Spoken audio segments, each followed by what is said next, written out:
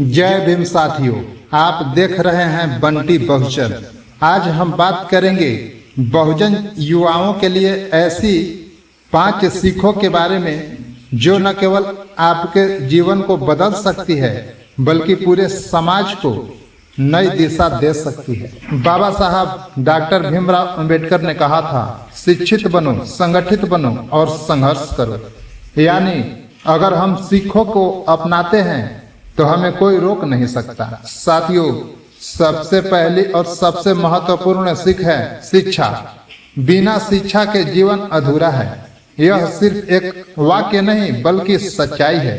शिक्षा हमें सोचने, समझने और सही गलत का निर्णय लेने की ताकत देती है। आज भी हमारे समाज के बहुत सारे युवा पढ़ाई में पीछे रह जाते हैं। इसका कारण कभी आर्थिक तंगी होती है, कभी मार्गदर्शन की कमी और कभी मोबाइल व मनोरंजन में समय बर्बाद करना।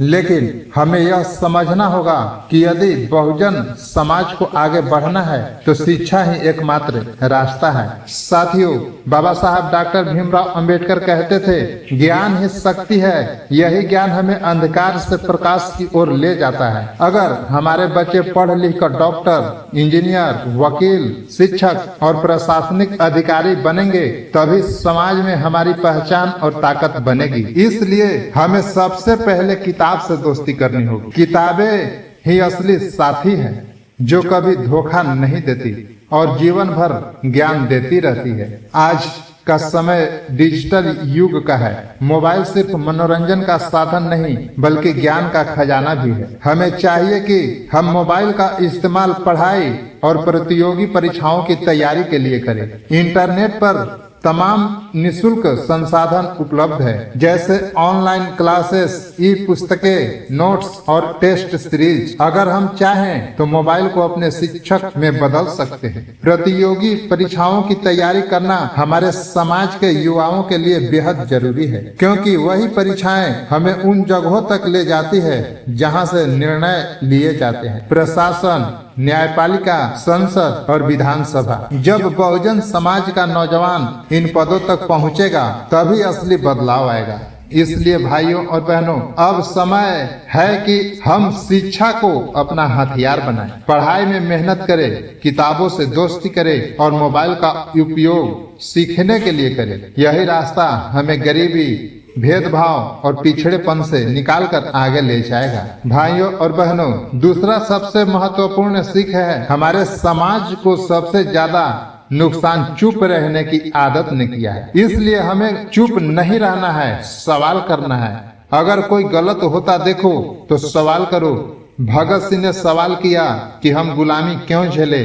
बाबा साहब डॉक्टर भीमराव अंबेडकर ने सवाल किया कि हम दलित होकर भेदभाव क्यों झेले। माता सावित्रीबाई फुले ने सवाल किया कि स्त्रियों को शिक्षा से वंचित क्यों रखा जाए। अगर ये लोग सवाल न करते तो आज हम कहाँ होते। इसलिए बहुजन युवाओं को चुप नहीं बैठना चाहिए। सवाल करना ही बदलाव की शुरुआत है। अकेला इंसान बहुत कम काम कर सकता है, लेकिन संगठन बनाकर समाज पहाड़ हिला सकता। बाबा साहब ने हमें संगठित होने की ताकत सिखाई।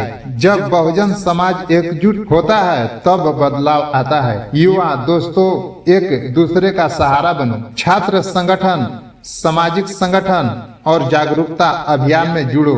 अपने अधिकारों के लिए सामूहिक आवाज उठाओ। याद रखो, संगठन में शक्ति है। साथियों, हमारे समाज की प्रगति और सम्मान का सबसे बड़ा आधार है संगठन की ताकत।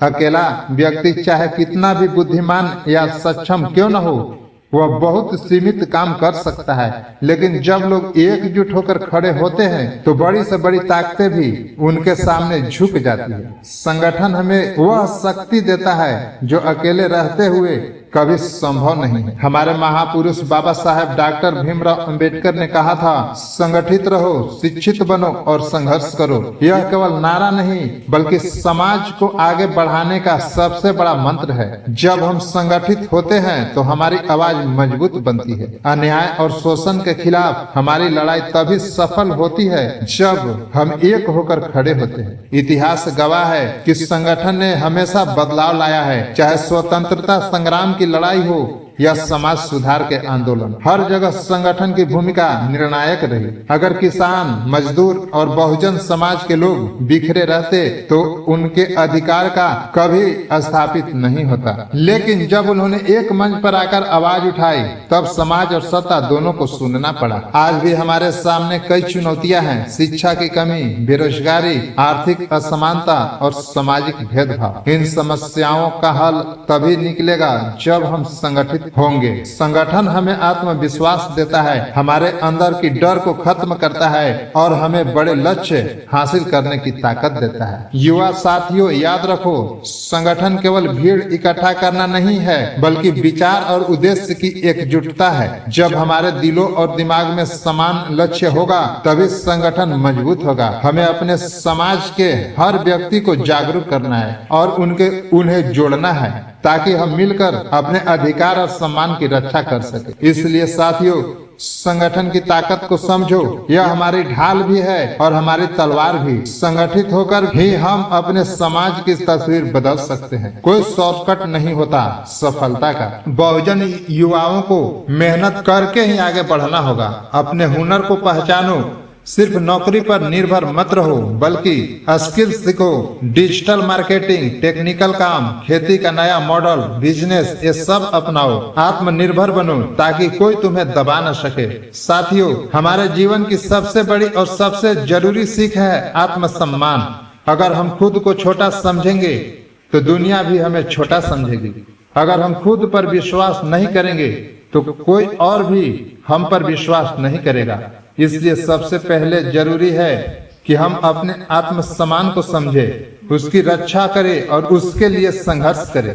हमारे महापुरुष बाबा साहेब डॉक्टर भीमराव अंबेडकर ने हमेशा आत्मसम्मान को सर्वोपरि रखा।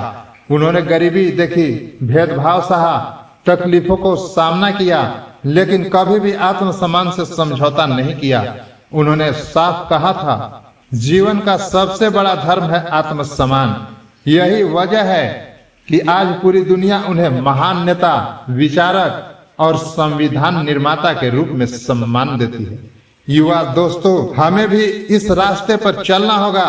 कभी किसी से डर कर मत जीना, क्योंकि डर इंसान को कमजोर बना देता है। अगर हम डर के साथ जीते हैं तो समाज हमें दबाने में सफल हो जाता है, लेकिन जब हम आत्मसम्मान के साथ खड़े होते हैं तो हमारे अंदर की ताकत कई गुना बढ़ जाती है।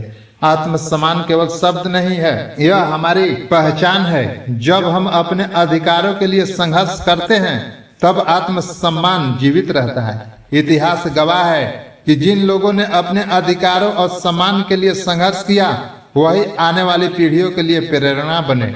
चाहे वह महात्मा ज्योतिबा फुले हो या माता सावित्रीबाई फुले हो या बाबा साहब डॉक्टर भीमराव अंबेडकर हो, सबने कठिनाइयों के बावजूद आत्मसम्मान से कभी समझौता नहीं किया।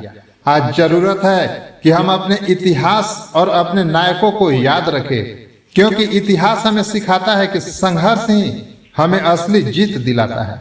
अगर हमारे पूर्वज संघर्ष न करते तो आज हमें शिक्षा, अधिकार और संविधान जैसे वरदान नहीं मिलते। उनका संघर्ष ही हमारे आत्मसम्मान की नींव है। साथियों, आत्मसम्मान का मतलब केवल दुख का सम्मान करना ही नहीं बल्कि पूरे समाज का सम्मान बचाना है। इसलिए साथियों, याद रखो, आत्मसम्मान का मतलब केवल खुद का सम्मान करना ही नहीं बल्कि पूरे समाज का सम्मान बचाना है। जब हम किसी भी तरह के अन्याय, शोषण और भेदभाव का विरोध करते हैं तो यह आत्मसम्मान की रक्षा ही है। अगर हम चुप रहेंगे तो अन्याय बढ़ेगा, लेकिन अगर हम आवाज उठाएंगे तो समाज बदलेगा। जय